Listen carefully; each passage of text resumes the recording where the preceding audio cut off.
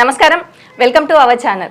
2023 సంవత్సరం ముగించుకొని 2024 సంవత్సరంలో అడుగుపెడుతున్న సందర్భంగా ఏ రాశి వారికి ఎలా ఉండబోతుంది, అంటే ద్వాదశ రాశుల వారికి ఎలా ఉండబోతుంది 2024లో అని మనకి తెలియజేయడానికి ప్రస్తుతం మనతో పాటు ముళ్ళపూడి సత్యనారాయణ మూర్తి గారు ఉన్నారు. వారితో మాట్లాడేద్దాం.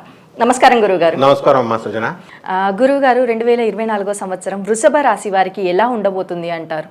వృషభ రాశి వారికి 2024 సంవత్సరంలో ఎక్స్ట్రాడినరీగా ఉంది. వృషభ రాశి వారు ఆల్రెడీ 2023లో కూడా వీళ్ళు తెగ ఫ్రూట్స్ ఎంజాయ్ చేసేస్తున్నారు. కాబట్టి దాంతో కంపేర్ చేసుకుంటే 2024 ఇంకా పుంజుకుంటుందమ్మా. మరి వీరికి ఆర్థికంగా ఎలా ఉండబోతుంది అంటారు ఈ సంవత్సరాంతం? ఆర్థికంగా వీళ్ళకి లాభంలోకి గురుడు వచ్చేసాడు. అక్టోబర్ 2023లో అక్టోబర్ 30న రాహువు మేషరాశి నుంచి లాభస్థితిలోకి మీనరాశిలోకి వెళ్ళాడు. అలాగే ఈ యొక్క కేతువు కన్యారాశిలోకి వచ్చాడు. బాగుంది. అయితే రాహు లాభస్థితిగతుడు అయి ఉండడము, ఈ శని రాజ్యస్థితిగతుడై ఉండడము కుంభరాశిలో. కాబట్టి ఈ యొక్క వృషభ రాశి వారికి ధనంకి సంబంధించి ఇతర వనరుల వల్ల కూడా లాభాలు వస్తాయి. అండ్ ఈ యొక్క బుధుడు ధనాధిపతి అయినటువంటి వృషభ రాశికి ఆ బుధుడు సర్టెన్ పీరియడ్స్లో బాగుండడు అనమాట. ఫర్ ఎగ్జాంపుల్, బుధుడు వక్రించి నవంబర్ 24, 2024లో ఈ యొక్క వృశ్చిక రాశి సంచారం చేస్తున్నాడు, ప్రవేశం చేస్తున్నాడు. అటువంటి టైంలో కొంచెం ఫలితం తక్కువగా ఉంటుంది. ఇన్కమ్స్ అంటే రెగ్యులర్గా ప్రభుత్వ ఉద్యోగాలు చేస్తున్నటువంటి వాళ్ళు ఉన్నారనుకో, వాళ్ళకి శాలరీస్తో పాటు ఇతర వనరులు, ఇతర బిజినెస్లు చేయనివ్వండి, లేకపోతే ఇతర ఆదాయ మార్గాల వల్ల వచ్చేటటువంటి దాంట్లో కొంచెం తగ్గుతుంది. అలాగే ప్రైవేట్ ఉద్యోగస్తులకి వీళ్ళకి ఎలా ఉంటుందంటే ఆ నెలలో కొంచెం జాగ్రత్తగా వీళ్ళకి రావాల్సినటువంటి ఇన్సెంటివ్స్ రాకుండా, లేకపోతే ఇటు అటు ట్రావెలింగ్ చేయాల్సినటువంటి టీఏలు డిఏలు ఇలాంటివి తగ్గొచ్చేమో. కానీ ఇన్ జనరల్గా ఈ ఎకనామిక్ ఫ్రంట్లో మనం కనుక చూసుకున్నట్లయితే అత్యద్భుతంగా ఉందమ్మా. మరి ఈ రాశి వారికి వృత్తి, వ్యాపార పరంగా, ఉద్యోగ పరంగా ఎలా ఉండబోతుంది అని అంటారు? వృత్తి, ఉద్యోగ రెండు ఒకటే. వ్యాపారాలు ఈ 3 సెట్స్లో కూడా మీకు ఎలా ఉన్నాయంటే అత్యద్భుతంగా ఉంది. ఎందుకంటే వృత్తి అంటే professionals like chartered accountants, doctors, cost accountants and company secretaries, వీళ్ళ వృత్తులన్నీ కూడా డాక్టర్స్ సపరేట్గా ప్రొఫెషనల్స్గా చేసుకునే వాళ్ళు, సొంత స్వయం వృత్తి అనుకోండి, అలాంటి వాళ్ళకి బాగుంది. ఉద్యోగాలంటే ఇంకా బ్యాంకర్స్, ఇలాగ మనము పోలీసు ఆఫీసర్స్, ఇలాగ జాబులు చేసేటటువంటి గవర్నమెంట్ ఉద్యోగస్తులు, రైల్వే మ్యాన్, వీళ్ళ ఆర్మీ, వీళ్ళంతా. సో వీళ్ళకి కూడా చాలా బాగుంది. అండ్ ప్రైవేట్ ఉద్యోగస్తులకు కూడా అత్యద్భుతంగా, వీళ్ళు ఎప్పుడు హార్డ్ వర్కింగ్ పీపుల్ కాబట్టి ఖచ్చితంగా వీళ్ళకి కూడా చాలా బాగుంది. ఇక ఈ వ్యాపారస్తుల దగ్గరికి వచ్చేసరికి వీళ్ళ ఇన్కమ్స్ కూడా బాగున్నాయి, వ్యాపారాలు కూడా చాలా బ్రహ్మాండంగా వీళ్ళు నైపుణ్యంతో రాహు లాభంలో ఉండడం వల్ల అత్యద్భుతంగా చేసుకుంటారమ్మా. అంటే వీళ్ళు ఎలాంటి వ్యాపారాలు ప్రారంభిస్తే మంచి జరుగుతుంది అంటారు, లాభాలు గడిస్తారు అంటారు? Good question. ఈ రాహువుకి సంబంధించినటువంటి సేల్స్, సర్వీస్, ఎలక్ట్రానిక్స్, ఆ తర్వాత ఎలక్ట్రికల్, ఆ తర్వాత ఈ యొక్క సాఫ్ట్వేర్ రంగంలో ఉన్నటువంటి వాళ్ళు, వీళ్ళకి కంపెనీస్ స్టార్ట్ చేసుకోవడం ఈజీయే, కానీ ప్రాజెక్ట్స్ రావాలా ఫారెన్ నుంచి. ఇటువంటి ప్రాజెక్ట్స్ అన్నీ కూడా గతంలో వాళ్ళు 2 years బ్యాక్ చేసినప్పుడు ఈ వృషభ రాశి వాళ్ళకి పెద్దగా రాలేదు, కానీ లాస్ట్ ఇయర్ అద్భుతమైనటువంటి ప్రాజెక్ట్స్ వచ్చినాయి. ఇప్పుడు యుఎస్ఏలో వీళ్ళకి ప్రాజెక్ట్స్ సరిగ్గా లేకపోయినప్పటికీ, రెసిస్టెంట్ సాఫ్ట్వేర్కి రంగానికి నడుస్తున్నప్పటికీ కూడా ఇప్పుడు ఈ సంవత్సరంలో వీళ్ళకి సాఫ్ట్వేర్ వాళ్ళకి ప్రాజెక్ట్స్, కొత్త ప్రాజెక్ట్స్ వస్తాయి వృషభ రాశి వాళ్ళకి. కాబట్టి ఇది ఈ రాహువు అండ్ దీనికి సంబంధించినటువంటి అలీడ్ రంగాలకి అత్యద్భుతంగా ఉంటుంది. అదేవిధంగా రాజ్యస్థితిగతుడైనటువంటి ఈ శని వల్ల iron scrap, iron business, automobile spare part షాపులు అవనివ్వండి, ఆటోమొబైల్ ఇండస్ట్రీస్ అవనివ్వండి, సో ఈ ఐరన్కి సంబంధించినటువంటి వ్యాపారాలు కూడా చాలా అద్భుతంగా ఉంటాయి. ఇకపోతే మనకి శుక్రుడు ఉన్నాడు. ఈ శుక్రుడు 31 మార్చి 2024లో రాహుతో కలిసి లాభస్థితిలో ఉండడం వలన హాస్టల్స్, తర్వాత ఈ food industry, catering, restaurants, pubs, ఇవన్నీ ఈ బిజినెస్లో అత్యద్భుతంగా, డిపార్ట్మెంటల్ స్టోర్స్ అత్యద్భుతంగా నడుస్తాయి. ఇక మరి మనకి ఏమిటండి బాగా నడవవు అంటే ఈ ఎక్స్పోర్ట్స్, ఇంపోర్ట్స్ బిజినెస్లు ఉంటాయి, ఫారెన్ రిలేటెడ్ సంబంధించినటువంటివి, అవి కొంచెం డల్గా ఉంటాయి. అండ్ మనకి కుజుడు మనకి డిసెంబర్ 7వ తేదీ 2024 సంవత్సరంలో మనకి కర్కాటక రాశిలో నీచపెట్టి ఉండడం వల్ల ఫార్మా సంబంధించి కెమికల్ సంబంధించినటువంటి రంగాలు బాగుండవని మనం చెప్పుకోవాలమ్మా. యావరేజ్గా ఉంటాయి. అంటే ఇప్పుడు చూసుకున్నట్టయితే రియల్ ఎస్టేట్ రంగాలు, బంగారం వ్యాపారం చేసే వాళ్ళకి బాగుంది అనేసి అని అన్నారు, బాగుంది అనేసి అని అంటారు. మరి ఈ రాశి వారిలో ఎలా ఉంది అనేసి అని అంటారు? రియల్ ఎస్టేట్ రంగం వాళ్ళు ఎల్లప్పుడూ బాగానే ఉంటుంది. అయితే వీళ్ళు లేనిపోని భూములు క్రియేట్ చేసేసి 1,00,000 రూపాయల గజము అని, అది ఒరిజినల్గా 60,000 కూడా ఉండదు. ఈ బిల్డింగ్ ₹1,00,00,000 అనుకోండి, 1,50,000 చెప్పేసి ఇట్లాగా ఆర్టిఫిషియల్ భూమిని క్రియేట్ చేసి ఈ సిటీస్లో తప్పవన్నమాట, ఈ అర్బనైజేషన్లో. సో దానివల్ల వాళ్ళు అంత లాభాలు రావట్లేదని భావిస్తారు. ఒకప్పుడు ఏదో అమాయకంగా కొనేటటువంటి ఇన్నోసెంట్ సాఫ్ట్వేర్ ఇంజనీర్స్ ఉంటారు, వాళ్ళు కొంటారు, అస్తమానం కుదరదు కదా. సో న్యాచురల్గా వాళ్ళ బిజినెస్ ఏం పడిపోలే. ఎప్పుడు ఉండే మార్కెట్ రియల్ ఎస్టేట్ రంగానికి ఉంది. కాబట్టి బిల్డర్స్ అవనియండి, ఈ రియల్టర్స్ అవనియండి, వీళ్ళు చేసేటటువంటి వ్యాపారం అత్యద్భుతంగా ఉంటుంది.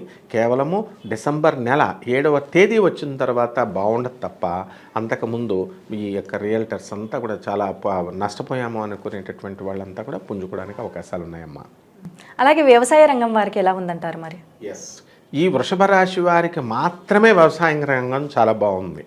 ఎందుకనంటే రాహు లాభంలో ఉన్నాడు, కేతు పంచమ స్థితిగతుడై ఉన్నాడు. కాబట్టి ఈ వ్యవసాయ రంగంలో వీళ్ళు ఖచ్చితంగా కమర్షియల్ క్రాప్స్ పెంచాల్సినటువంటి అవసరం ఉంది. రొటీన్కి భిన్నంగా వెయ్యాలి. ఏదో లాస్ట్ టైం వరి వేసాము, మళ్ళీ వరి వేసేస్తున్నాము అనేటటువంటి నీరసంగా ఉండేటటువంటి వ్యవసాయ విధానాలు మార్చుకోవాలి. ఇప్పుడు నీలాంటి చదువుకున్నటువంటి యువత అంతా కూడా అగ్రికల్చర్ ఆఫీసర్స్గా మరి అగ్రికల్చర్ డిపార్ట్మెంట్స్ పనిచేస్తున్నాయి. మనకి ఇక్రిసాట్ ఇంటర్నేషనల్ క్రాప్స్ మీద రీసెర్చ్ చేస్తూ అద్భుతమైనటువంటి ఈల్డ్ ఇచ్చేటటువంటి హైబ్రిడ్ ఏ విత్తనాలు వేస్తే ఈల్డ్ ఎక్కువ వస్తుంది, పంట ఎక్కువ వస్తుంది అని నిరంతరము మన భారత ప్రభుత్వం, రాష్ట్ర ప్రభుత్వాలు రీసెర్చ్ చేస్తూనే ఉన్నాయి. సో ఇటువంటి ప్రభుత్వ విధానాలను వీళ్ళు తెలుసుకొని ఆ ప్రభుత్వ అధికారుల సలహాతో రైతు కనుక కమర్షియల్ క్రాప్స్ వేసుకున్నట్లయితే అత్యద్భుతమైనటువంటి లాభాలు తీయడానికి అవకాశాలు ఉంటాయి. అదేవిధంగా ఇంపోర్ట్స్ ఎక్స్పోర్ట్స్, ఈ టమాటాస్ ఇవన్నీ ఉన్నాయి, ఇవన్నీ కూడా లోకల్ మార్కెట్లోకే మనం పంచి కిలో రూపాయికి కూడా కొనడం లేదని చెప్పి బ్రోకర్స్ని, ఏజెంట్స్ని పట్టుకుని వాళ్ళు క్రింద రాయలసీమ రైతులంతా కూడా పారేసుకున్న సందర్భాలు మనం చూసాం. కానీ అదే టైంలో ఎక్స్పోర్ట్ చేసినటువంటి వాళ్ళు కూడా ఉన్నారు, డ్రై ఫ్రూట్స్, క్యాష్యూ నట్స్ ఇలాంటివన్నీ కూడా. సో ఈ వ్యవసాయ రంగంలో అత్యాధునికమైనటువంటి విధానాలన్న కనుక రైతు మరి సబ్సిడీల్లో అన్ని ప్రభుత్వాలు, సీఎం ఎవరైనా, పార్టీ ఎవరైనా మనకి సబ్సిడీల్లో రైతులకు అనేకమైనటువంటి వ్యవసాయ పరికరాలని, ట్రాక్టర్స్ని, వీటిలన్నింటినీ కూడా సబ్సిడీలో అత్యంత చౌకగా ఇస్తుంది. రైతులకు అత్యద్భుతమైనటువంటి సమయం అమ్మ ఇది. అలాగే వృత్తిపరంగా చూసుకున్నట్టయితే వృత్తిపరంగా వీరికి ఏమైనా లైక్ ట్రాన్స్ఫర్స్ కానీ ఇంకేమైనా ప్రమోషన్స్ కానీ వచ్చే అవకాశం ఉంది అనేసి అంటారా? ఖచ్చితంగా ఉంది. ఈ వృషభ రాశి వారికి ఆల్రెడీ వాళ్ళు కోరుకున్న చోట్లకు బదిలీలు అయినాయి. ఇప్పుడు ట్రాన్స్ఫర్స్ అంటే ఇప్పుడు వేరే మగవాళ్ళకని కాదు, ఇప్పుడు వైఫ్ అండ్ హస్బెండ్ పాపం ఇద్దరు వర్క్ చేస్తున్నటువంటి వాళ్ళు ఉంటారు. ఆ వైఫ్ ఇక్కడి నుంచి ఇప్పుడు ఉదాహరణకి బాంబేలో మనకి దగ్గర 100 కిలోమీటర్స్ ట్రావెల్ చేసి పూణే నుంచి బాంబేకి డైలీ వెళ్ళేటటువంటి వాళ్ళు ఉన్నారు. అలాగే ఈ హైదరాబాద్లో వికారాబాద్ వరకు daily up and down Tandur వరకు వెళ్ళేటటువంటి వాళ్ళు చాలామంది ఉన్నారు. ఇటువంటి వాళ్ళందరికీ కూడా రిలీఫ్ ఏంటంటే గృహిణులకు అవనియండి, మగవాళ్ళకి అవనియండి, ఉద్యోగస్తులై ఉన్నటువంటి వాళ్ళకి వాళ్ళ కోరుకున్న చోటకి ఖచ్చితంగా ట్రాన్స్ఫర్స్ అనేటటువంటివి వచ్చి తీరతాయి. ఆల్రెడీ వచ్చినాయి. వీటితో పాటు బోనస్గా వీళ్ళకి ప్రమోషన్స్ కూడా వచ్చినాయి అన్నమాట. ఇప్పుడు కూడా ప్రమోషన్స్ కూడా వస్తాయి రానటువంటి సెకండ్ లిస్ట్లో ఉన్నటువంటి వాళ్ళకి. మరి ఈ రాశి వారిలో, వృషభ రాశి వారిలో రాజకీయ రంగాల వారికి ఎలా ఉండబోతుంది అనేసి అంటారు? రాజకీయ రంగంలో మకుటం లేని మహారాజులు అయిపోతారు వీళ్ళంతా. ఇప్పుడు ఎలక్షన్ సమయం, చక్కగా ఎలక్షన్స్ జరిగినాయి అన్ని మా రాష్ట్రాల వాళ్ళలో. ఇది నాట్ ఓన్లీ ఫర్ మన తెలుగు రాజకీయ నాయకులకు కాదు, భారతదేశ వ్యాప్తంగా మనం సెన్సస్ని తీసుకున్నట్లయితే వృషభ రాశి ఎంపీలు, ఎమ్మెల్యేలు ఎక్కువ సంఖ్యలో గెలవడమే కాదు, క్యాబినెట్లోకి మినిస్టర్స్గా వీళ్ళు అబ్జార్బ్ అవుతారు. అది అంత ఈ రాజకీయ రంగం నాయకులకి అంత అత్యద్భుతంగా ఉంది. అలాగే ఈ రాశి వారికి ఆరోగ్యపరంగా ఎలా ఉండబోతుంది అనేసి అంటారు? వృషభ రాశి వారు దృఢకాయులు. వీళ్ళ శరీర దారుఢ్యం వల్ల వీళ్ళకి రోగాలు చాలా తక్కువగా వస్తాయి. ఎద్దులాగా వెళ్ళిపోతారనమాట. కాబట్టి వీళ్ళకి ఆరోగ్య సమస్యలు అనేటటువంటివి ఉండవు. ఏమిటిరా వీళ్ళకి ఉంటాయి ఈ 2024 సంవత్సరంలో అంటే urinary tract problems, renal functioning విషయాలలో వీళ్ళకి కొన్ని ప్రాబ్లమ్స్ రావడానికి అవకాశాలు ఉన్నాయి. యూరినరీ ఇన్ఫెక్షన్స్ ఇట్లాంటివి. అండ్ మేజర్ సర్జరీస్ అనేటటువంటివి వీళ్ళకి పైల్స్ ఉన్నాయన్నమాట. ఈ పైల్స్ ఆపరేషన్స్ ఇలాగా అబ్డామినల్ ఇప్పుడు 24 hours అపెండిసైటిస్ ఇలాంటివి సడన్గా రావడానికి అవకాశాలు ఉన్నాయి. అది కూడా 7th December 2024 పీరియడ్లో, అంటే ఆ టైంలో రావడానికి అవకాశాలు ఉన్నాయి. మిగతా టైంలో జనరల్ హెల్త్ ఏమీ డిస్టర్బ్ కాదు, బ్రహ్మాండంగా ఉంటుందమ్మా. మరి విద్యార్థులకి విదేశాలకు వెళ్ళాలి అనుకునే వారికి ఎలా ఉందంటారు? విద్యార్థులకి ఇది మంచి సమయంగా మనం చెప్పొచ్చు. విదేశాలకి వెళ్ళేటటువంటి విద్యార్థులు డబ్బులు దాచుకోవాలా, డబ్బులు చూసుకోవాలా. స్కాలర్షిప్ ఇవ్వడానికి భారత ప్రభుత్వాలు రెడీగా ఉన్నాయి కాబట్టి వీళ్ళకి కోరుకున్న చోటకి విశ్వవిద్యాలయాల్లో సీట్లు రావడానికి బ్రహ్మాండమైనటువంటి అవకాశాలు ఉన్నాయమ్మా.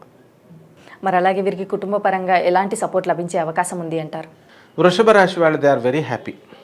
ఒక్క మాతృవియోగం తప్ప వాళ్ళకి గతంలో మాతృవియోగం, పితృవియోగం ఇలా ఏదో ఒక చిన్న వియోగం ఒకటి సంభవించింది. దాని నుంచి ఇంపాక్ట్ చాలా ఉందన్నమాట. ఇంకా డిప్రెషన్లో ఉన్నటువంటి వాళ్ళు ఉన్నారు. ఈ 2024లో అటువంటి సమస్యలు లేవు. సో ఈ వృషభ రాశి వాళ్ళకి ఏంటంటే రిలేషన్స్ బిల్డప్ బాగా చేసుకుంటారు. కాబట్టి ఫ్రెండ్స్ చనిపోయినా కూడా బాధపడి డిప్రెషన్కి వెళ్ళినటువంటి వాళ్ళు అంత ప్రాణ స్నేహితులు కూడా ఉన్నారనమాట.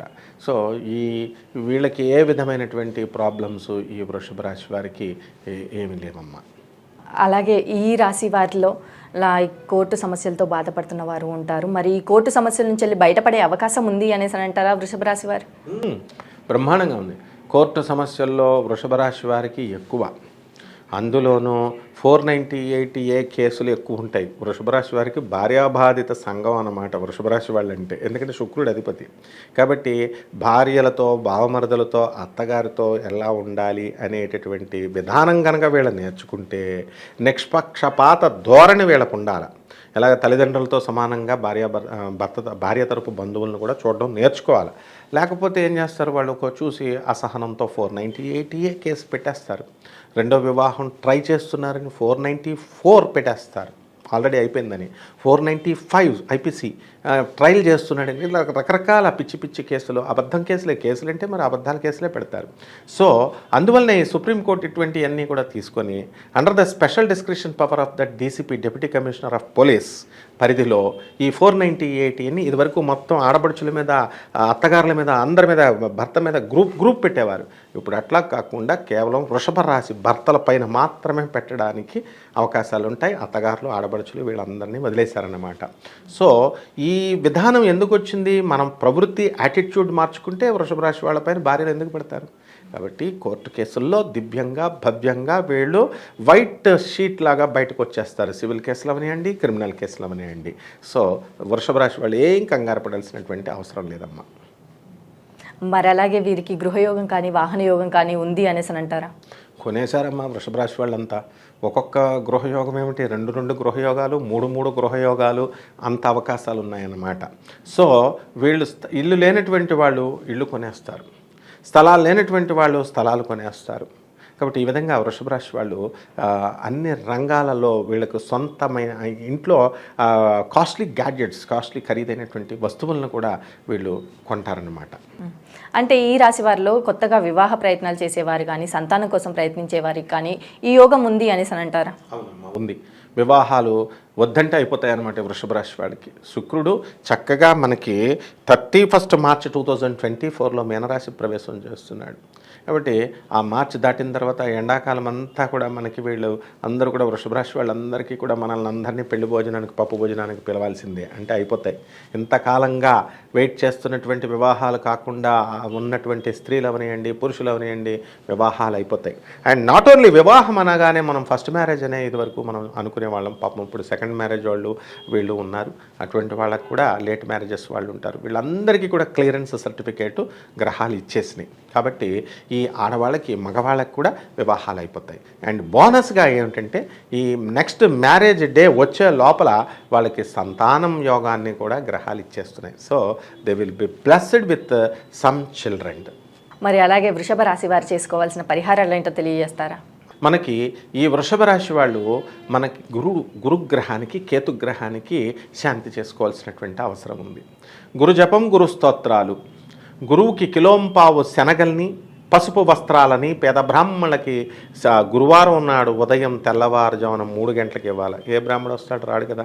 కాబట్టి at least 9 o'clock in the morning ఇవ్వడం అనేది శుభం. ఈ విధంగా ఈ గురుగ్రహానికి గాణగాపురం వెళ్ళి దత్తాత్రేయ స్వామివారు, లేకపోతే మంత్రాలయం వెళ్ళి రాఘవేంద్ర స్వామివారు, పోతులూరు వీరబ్రహ్మేంద్ర స్వామివారు బనగానపల్లి, గురువుకు సంబంధించినటువంటివి అటువంటి క్షేత్రాలకి, గురుస్థానాలకి వెళ్ళి వీళ్ళు గురువు యొక్క గురు పాదుకల దర్శనం చేసుకోవాలి. గురువు ఫేసులను కాదు. ఇప్పుడు మనం సపోజ్ దేవాలయాలకు వెళితే వెంకటేశ్వర స్వామి ముఖం చూసి ఫేస్ చూస్తాం అనమాట. మనం చూసి దండం పెట్టుకుని వచ్చేస్తాం.